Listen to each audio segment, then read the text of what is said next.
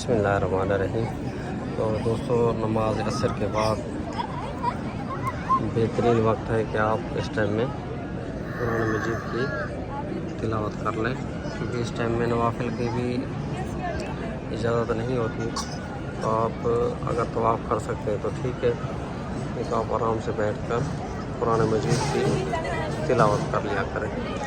قرآن مجید فرقان حمید کا نزول رمضان المبارک میں ہوا، اور اس کے ایک لفظ پہ پڑھنے کا ثواب جو ہے، اگر آپ صلی اللہ علیہ وسلم نے فرمایا کہ الف لام میم یہ 3 لفظ ہیں، اور ایک لفظ کے پڑھنے کا ثواب 10 نیکیاں ملتی ہیں۔ تو رمضان میں ہر نیکی جو ہے اللہ کی رحمت سے لاکھوں کروڑوں میں جا پہنچے، اور حرم شریف کے اندر سب سے بڑی عظمت نعمت اللہ پاک کی کہ ایک نیکی کا ثواب 1 لاکھ کے برابر ہے۔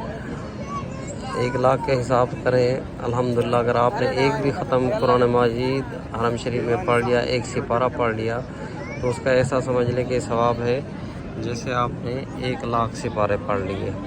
تو یہ موقع نہ گنوائیے گا۔ حرم شریف میں جب بھی آئیں تو لازم کچھ نہ کچھ تلاوت کریں۔ اللہ آپ سب کے اعمال میں برکت عطا فرمائے، اور ہمارے اعمال میں برکت عطا فرمائے، آمین۔ اللہم صلی علی حبیبی سیدنا محمد و آل محمد و صحابہ محمد۔